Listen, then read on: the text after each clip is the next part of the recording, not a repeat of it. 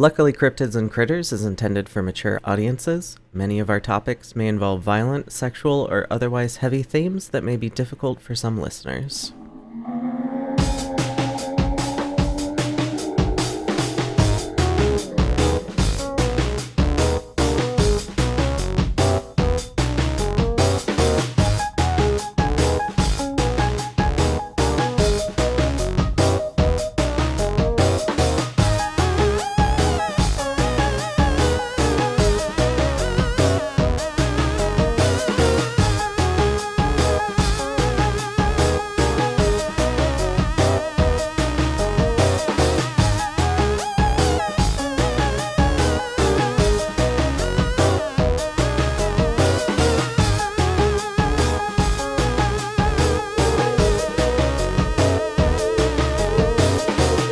Welcome to Luckily Cryptids and Critters, a podcast where we discuss various cryptids, monsters, and things that go bump in the night.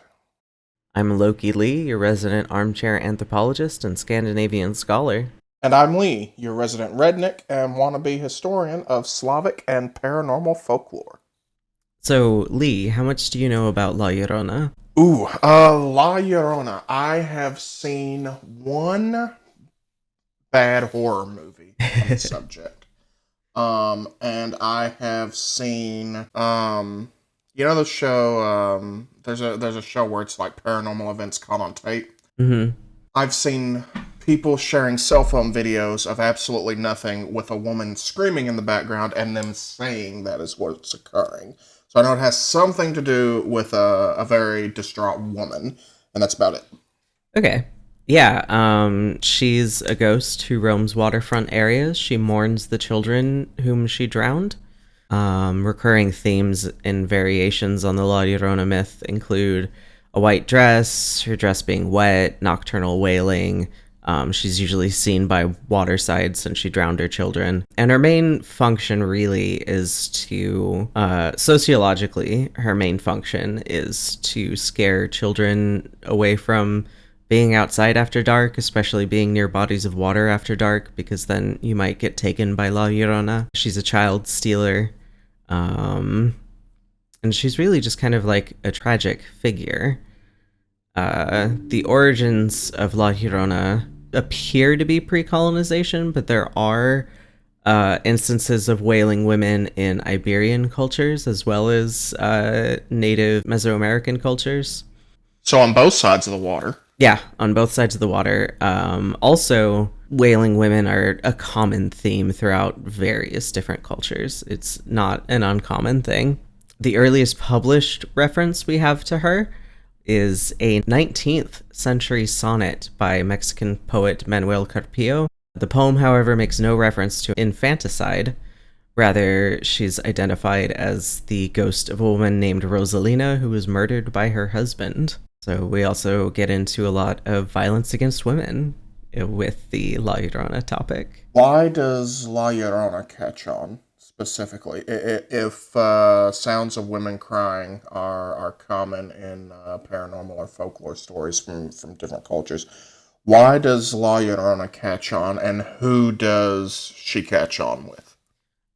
She catches on mainly with Latin American and like New Mexico, southwestern US kind of area. She catches on mostly with like countries that have a large Latin American population or a large Spanish speaking population. So she's pretty common in the US and she's pretty common in Mexico and Guatemala and places like that. Okay. So the other part of that was like, why do you think this story becomes so pervasive? That's a good question. I think it has to do with just how tragic she is. You know, she's a woman who drowned her children. Typically, there's two different reasons. In a typical version of the legend, a beautiful woman named Xochitl marries a rich ranchero or a conquistador, with whom she bears two children. She sees her husband with another woman one day, and in a fit of blind rage, she drowns her children in a river, which she immediately ends up regretting. She's unable to save them and then drowns herself as well. It's a big, there's a big link to it with the violence that is perpetuated against women, not just, you know, cheating and adultery, but also taking the removal of children from her is considered a violent act. And I mean, oftentimes it is her that is perpetrating the violent act, but there's usually other reasons for it.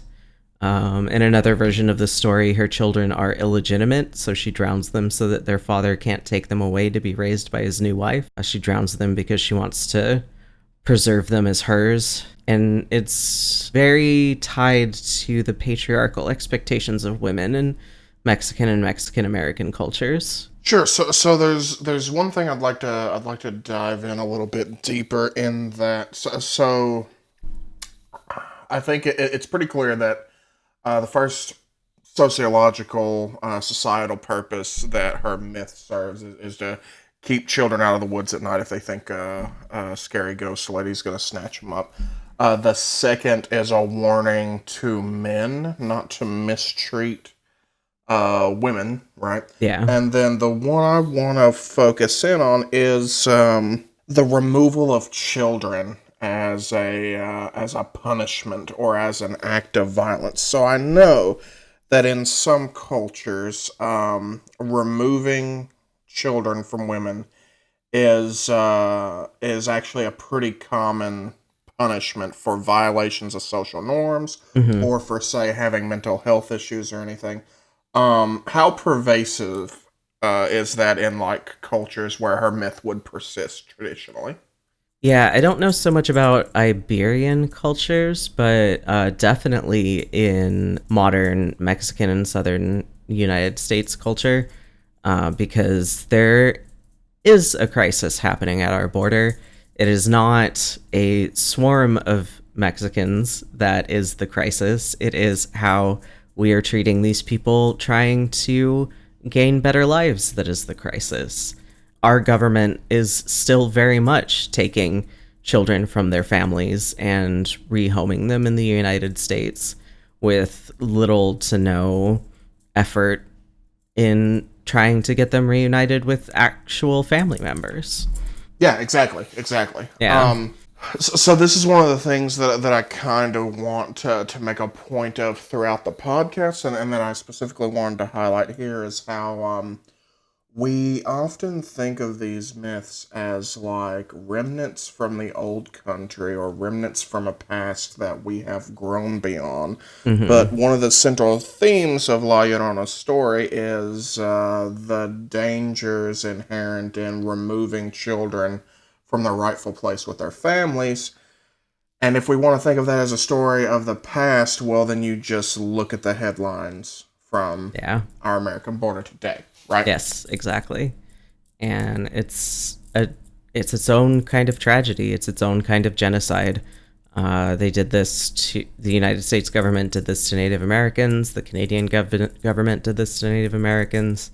I am sure the colonial Mexico and Latin America, the colonists did this to the natives that lived there.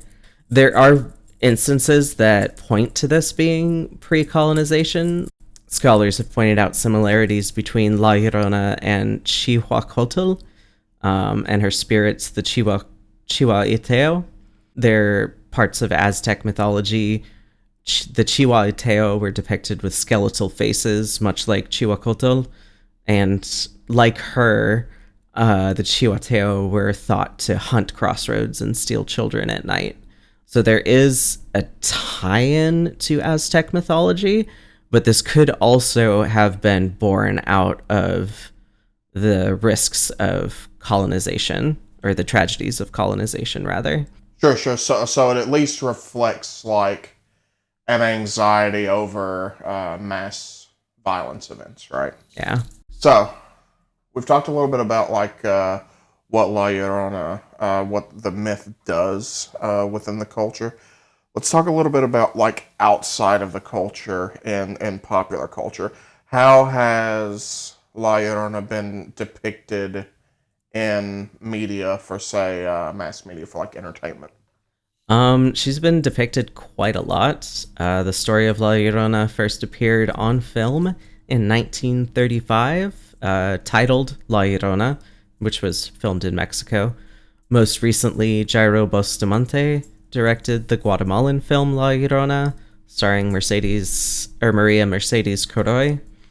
And she's been all over TV, including shows like Supernatural, Grimm, and this cartoon called Victor Valentino, which I don't know personally, but when I was doing research, I found her as a part of that show. There's also a popular folk song about La Llorona. The origins are pretty obscure, but it was popularized by composer Andreas Henestrosa in about 1941.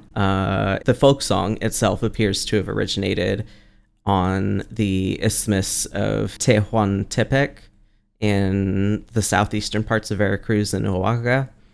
And a version of the song was actually sung in the Disney film Coco. I think I've seen it in two places in popular culture besides like the films you mentioned. Mm-hmm. And people may fault me for this. If you've played the Left 4 Dead games, Left 4 Dead 1 and 2, there's a type of zombie called the Witch, which Mm-hmm. is like a white-haired woman who can be found like sitting in a corner crying Oh, until interesting. disturbed, at which point the zombie type will attack the character. Mm-hmm. And then there's another instance in Red Dead Redemption 2.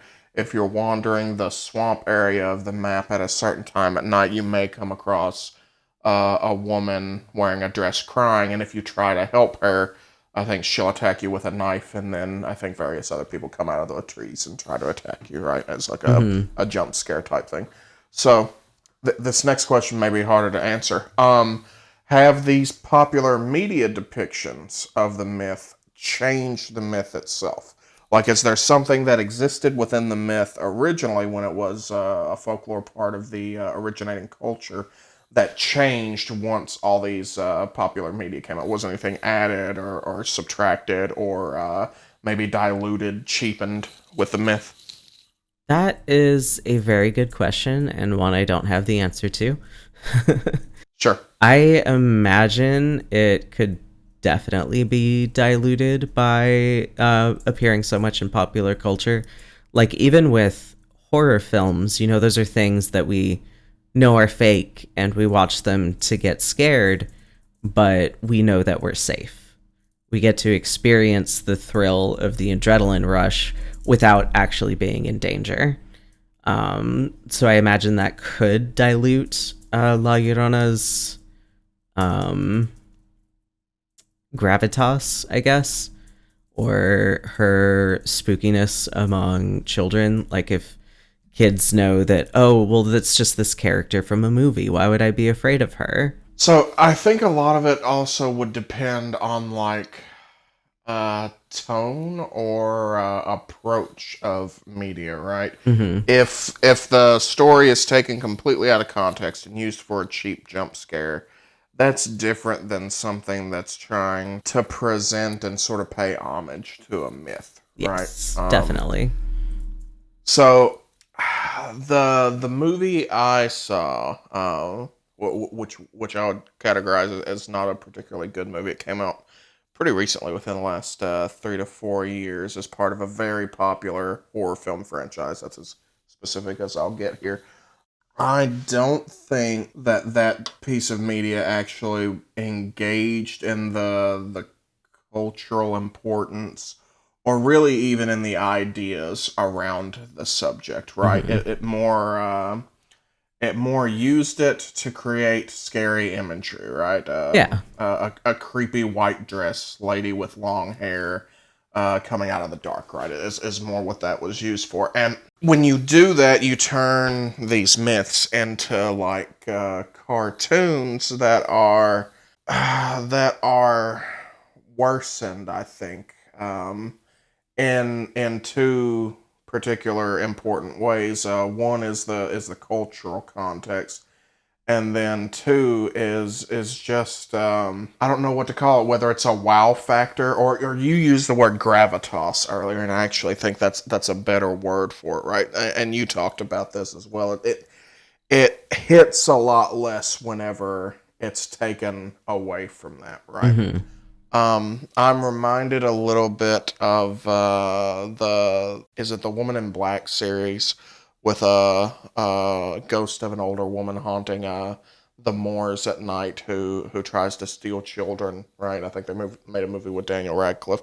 I'm reminded of the same thing and how it cheapens the idea overall because you take away an element of what the horror actually is and what the purpose is. So the purpose here is to scare children from staying out in the woods at night, right? And when you take it into a horror movie area where, leaving the woods isn't enough, it comes after you anyway, then you completely blow that message out of the water, right? And one of Yeah. the reasons I think that these cryptid stories are often so effective is because they aim at kids, right?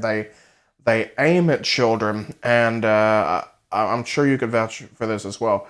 I've never felt any fear in my life the way I felt fear when I was a kid. You know what I mean when I say that? Oh, yeah, definitely not. Like, terror hits so much harder and from so many odd places when you're a kid. When you're a kid, as we're sitting here talking, the story of a spooky ghost that might kidnap you, to an adult, it sounds cartoonish, right?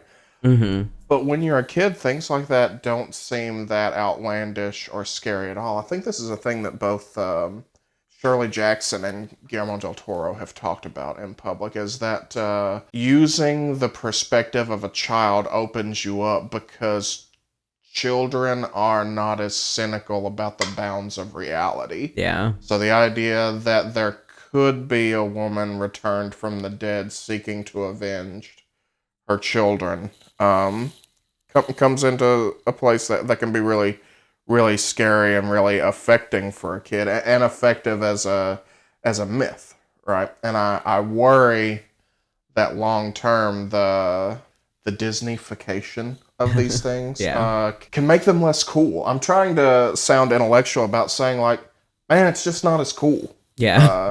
If I've seen a million movies about them, the monster that are like done cheaply or not done creatively or not done respectfully, it's less cool. Yeah, exactly. And there's a lot to speak on relative to cultural appropriation with La Llorona. Okay, Because she's been so bastardized a lot in film. Like, there was a slew of La Llorona films that came out in, like, the mid-2010s, I think. sure. Either that or it was the mid-2000s. But either way, they were, like, low-budget, not great films, not even really scary, just capitalizing on the name, basically.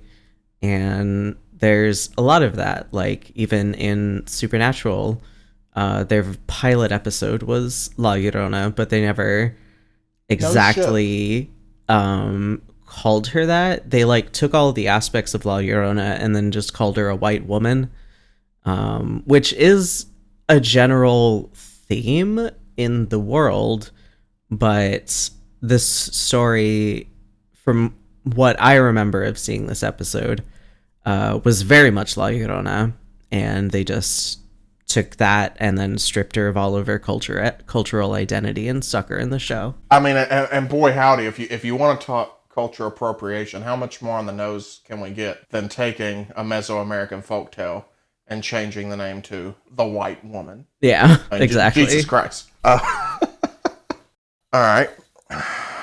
So what I'm really hearing, Loki, is we need Isa Lopez to make a La Llorona film. Right? Yes. We need Isa Lopez. We need Guillermo del Toro to produce it, and Isa Lopez to direct a La Llorona film for us. So, in your perfect world, then, what would the elements of a good, respectful, and scary La Llorona movie look like?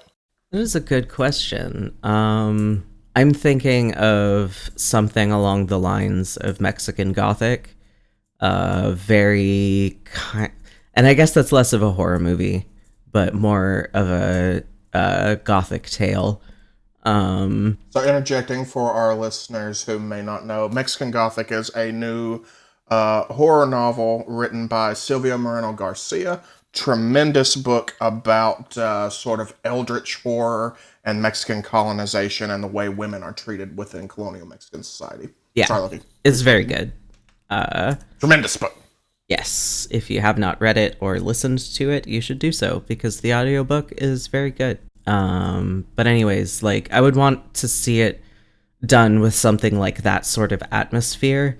Guillermo del Toro producing and Isa Lopez? Lopez. Yeah. Yeah. Um, Directing would be great. I think those two could probably do something really good. I almost said Issa Rae, and I was like, no, that's the wrong person. Um, which version of the story do you want to see? Do you want to see a woman? Um, would it be a stronger or a more authentic take for it to be a woman murdered by her husband, or for it to be a woman who has drowned her children and then killed herself, or would it be a woman whose husband have taken her children away from her? Like which of those do you think would hit the hardest, both for accuracy to source material and respect to the cultural context, and I guess for like an emotional impact for a scare factor for an audience?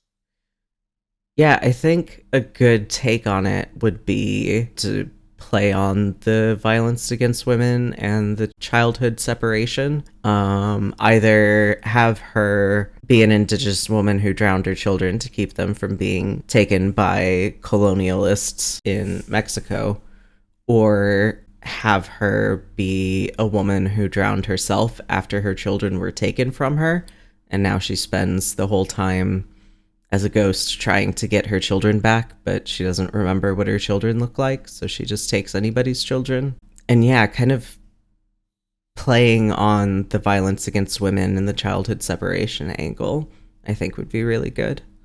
So, how common is it for people to actually report experiencing this phenomenon? For instance, like I know if you were to take something like UFO phenomena, UFO phenomena can be linked to whatever, but like they really kick off during the nuclear age, and it starts off with like three or four really high profile cases, and then by the time you make it to the 70s or 80s, millions of people have reported this. And then like I think the statistic today is like something like 1 in 30 Americans think that they've been abducted by Mm-hmm. aliens, right, or extraterrestrials, excuse me. So if I were to ask it on like a scale type thing, over time, how common are reports of seeing the woman in white?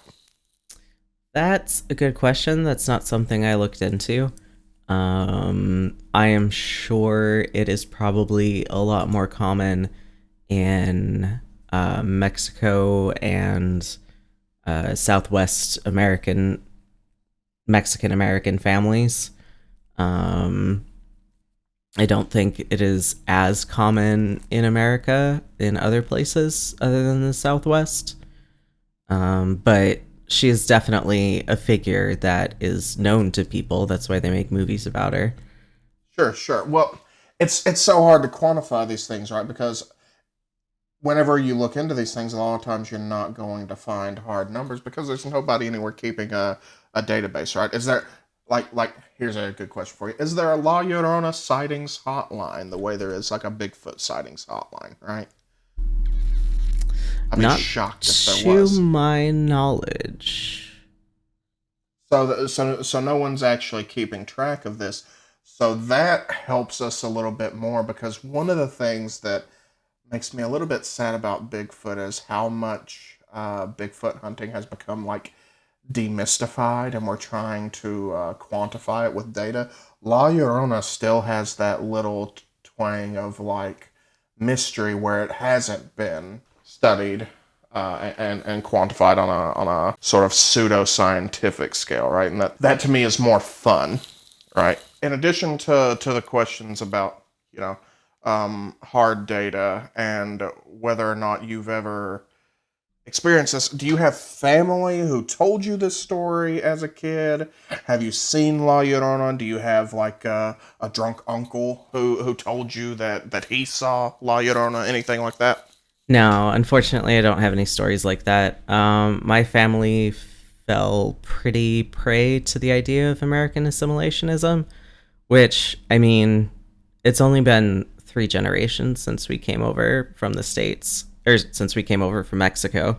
And um, trying to think of how I want to phrase this. Like, my great grandparents tried to get their children to speak in English as much as possible because they thought knowing Spanish would be a hindrance to them. Self-enforced assimilation. Yeah. And so my grandpa never taught his children Spanish. I don't think many of my aunts or uncles taught their children. Well, my great uncle never had children, but none of my aunts taught their kids Spanish. And as a result, I never learned Spanish until I was in high school. I wish I remembered the first time I came across the La Llorona story, because as far back as I can remember, I have known about her. But I know I was not told this story as a kid. So, in doing research for this podcast, I know one of the things that you've talked about specifically is like using research into these cryptids from these places to sort of reconnect with your heritage, right? Mm-hmm. So, I know you've heard La Llorona stories from the time you were pretty young, and you've probably seen a few of the bad movies and things like that. Mm-hmm. So, how does that story relate to your experience of your heritage, trying to reconnect with that?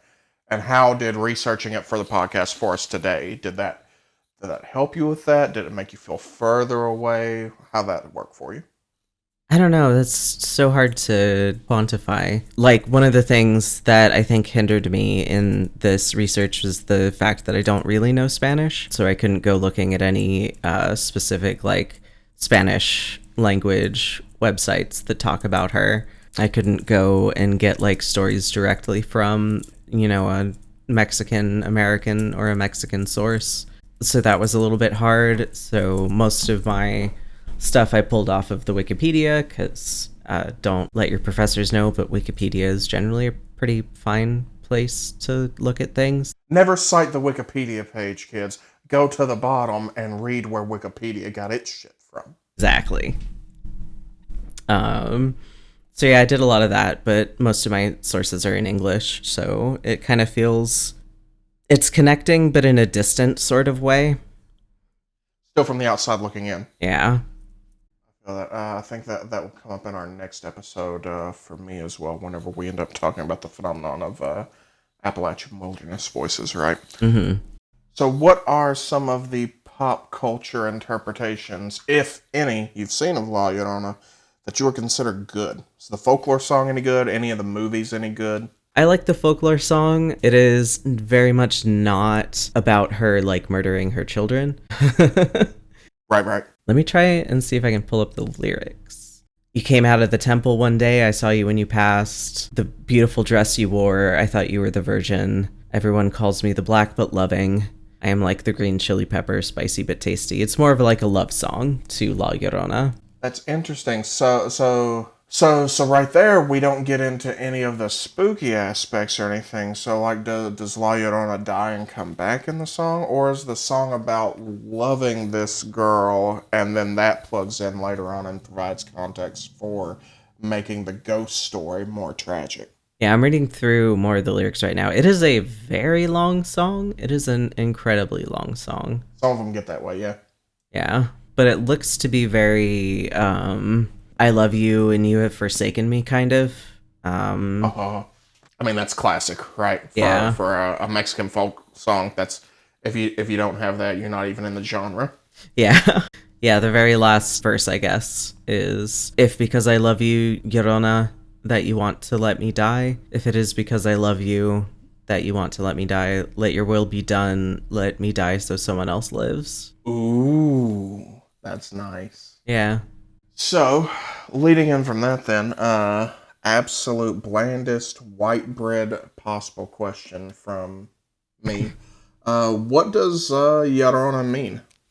Is it a name? Does it refer to something? It translates to the weeping woman or the wailer. Whaler. Yeah. So, all right.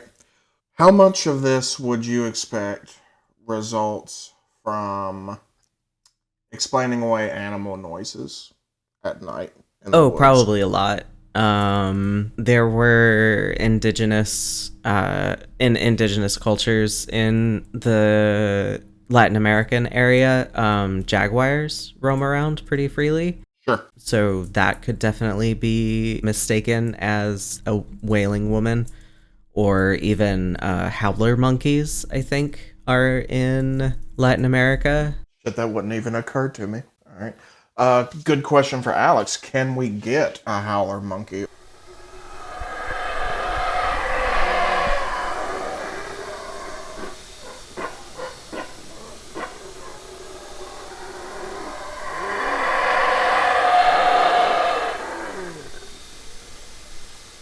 or a jaguar sound sample?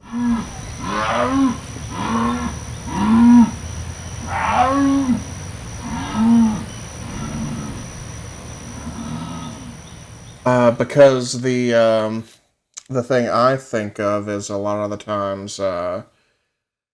times in my part of the world, in Appalachia, big cats are responsible for a lot of reports of strange wailing noises in the night. Right? Anybody who hasn't heard a mountain lion or a bobcat, especially one say in heat, Mm-hmm. they are they sound quite like a woman in mortal distress. It'll raise the hair on your arms, right? Yeah. So, in that way, it reminds me, if we're making connections of like I would have to do more research to correctly identify this, but I think of like Scottish stories or Irish stories of banshees, right? Mm-hmm. In castles or on the moors, right? Yeah, and there is a connection between La Llorona and banshees. Like, there are some Oh people shit. who will say that if La Llorona appears to you, that means you're going to die within like 6 days or something. Oh, she's actually a death omen, in addition to killing your kids or whatever. Yeah. And yeah, that was an aspect of her that I found the least, but there was definitely a connection made between her and banshees. Yeah, see, that's something I would like to.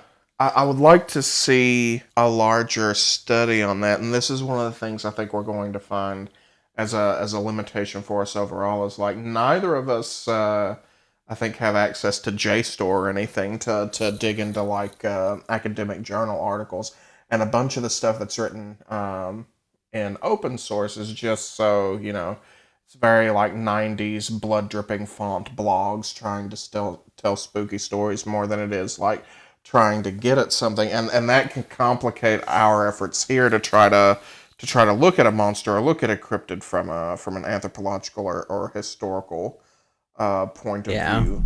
So if the first mention is in a 19th century poem, what gives her such staying power? What gives the tale so much ability to occupy the public mind? I think it is because she connects to a very real human tragedy, the tragedy of children being taken away from their parents for various means.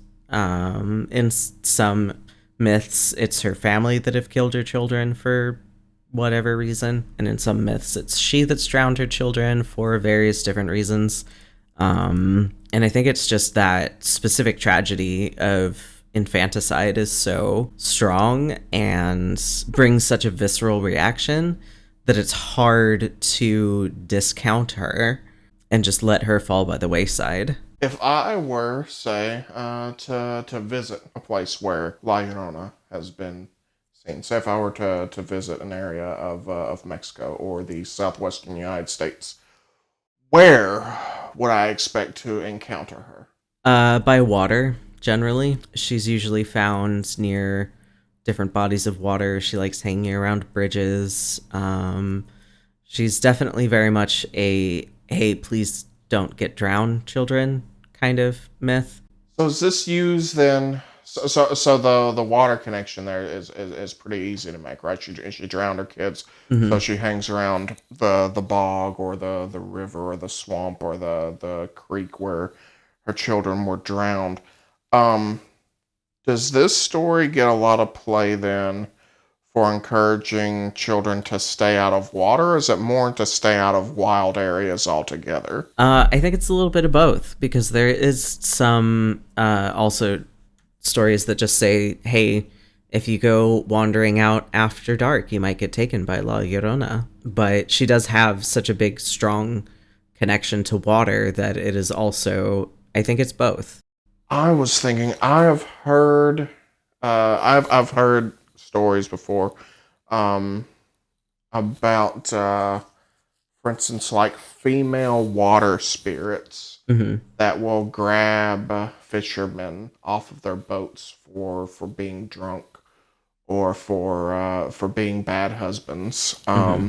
and who will pull them into the waters and stuff. So I was curious if it was a tale often used as well as keeping kids out of the woods at night, keeping them off of waterways, and if there are connections there as well. Yeah, it's definitely keeping them off of waterways, particularly at night, which, makes sense. You can't see really what's in the water at night, and it's real easy to lose your footing, slip, and hit your head, those kinds of things.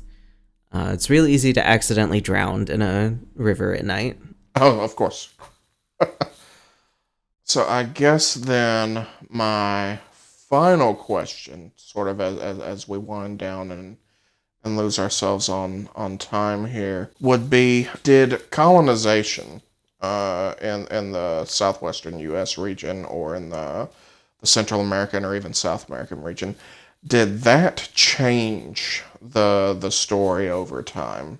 Did the political historical events that happened in that area, did that have any like material changes to the story that you can point at? Yes, definitely. Like, if we go all the way back to Aztec mythology, and see the link between Cihuacotl and the Cihuateteo, and then we come forward in time and we see her change into, this beautiful woman who married a conquistador and she bears children with them and for whatever reason ends up drowning her children. I am sure there are other things modern day that have impacted the La Llorona myths, maybe having to do with the border crisis, especially since, like, one of the big crossings of the border is a river that people swim through, often at night. I can definitely see people trying to cross these rivers with their children and saying that instead of blaming themselves, that, oh, I couldn't hold on to them, oh, I couldn't save them, they might blame La Llorona. La Llorona took them from me. She grabbed them while we were crossing through the river trying to get to America. I can see that happening. I don't know if it does, but I can definitely, like, myths always change given the political climate that is a big part of them. Of course, and the effect of mortal fear on perception can't be discounted there either, right? The absolute like physical neurological effects of terror on a Hmm. parent's mind as they are trying to get to the U.S., crawling through a reeking river in the middle of the night, hearing coyotes howl and chatter in the Hmm. background as they're being guided by strangers through this area that they don't know. They think at any point in time they could be murdered, or be captured by border patrol from either government, right? Or Uh, the person who's, fun fact, the people who smuggle folks across the border are often called coyotes. yeah, sure, right. I Um, was talking about the actual dog creature, but yes. but yeah, yeah, the people who lead them across the border are actually called coyotes. But yeah, I can even sometimes when they cross the border, the coyote might sell them into basically slavery in the United States. Sure, sure. So, all of those things have like an instant, and almost unavoidable psychological impact on you, and perception varies moment to moment. And Hmm. for people who wonder why these stories come from phenomena that we're explaining pretty easily, right? As we sit here, all of this is armchair theorizing. Yeah. Put yourself in that river in the middle of the night, surrounded by dangerous people, trying to get through something. These stories will make a lot more sense in those contexts than they will later on when you have a chance to think through extenuating circumstances and all the contexts that form to create that moment. In that moment, you're not thinking about those things. In that moment, you are reacting almost entirely on an instinctual level, and Mm-hmm. instincts are informed by emotions Mm-hmm. way more than they are by any rational thought process. And all those emotions get informed by past experiences. So those stories your mom told you will come right back into your mind in those moments of terror. Yeah, exactly. And if you've been told about La Llorona most of your life and then you have to cross this river at night, I would be surprised if people didn't sometimes blame La Llorona for taking their children from them. Yeah, right. So the violence that creates the myth in the first place and the violence that the myth exists to try to assuage, that violence morphs and changes and evolves in scale over time to perpetuate it to this day. And that's one of the reasons that the myth gets all this staying power, right? Yeah, exactly. Because as much as we think the world has grown and progressed, children dying in preventable circumstances and children being removed from their families for violent political reasons or racial reasons is still wildly common, right? Yeah, definitely. Is there anything else that we didn't get to in the course of the discussion on La Llorona Loki that you think is important to bring up before we say goodbye to our guests? Watch out for large bodies of water at night. Thanks so much for listening. If you want to support us, you can make a one-time donation on Acast using the Acast supporter feature, or you can make a monthly donation at ko-fi.com/luckilycryptids, all one word. We'd also appreciate if you could follow this show on Twitter at Luckily Cryptids, all one word. Podcast is edited by Alex Wimmer, who also composed the theme song. You can find them on Twitter or Bandcamp at WokeUpFuzzy, all one word. Our logo art is by Extinct Inks, and you can find their work at extinctinks.net. This podcast is transcribed by RB Lemoyne. You can find him on Twitter at RB Lemoyne. And you can find Lee on Twitter at InkedNerd, INKT Nerd, all one word. You can find Loki Thursdays through Saturdays at twitch.tv/Desert Trash Opossum, all one word, or on Twitter as Desert Trash Poss, two S's, all one word.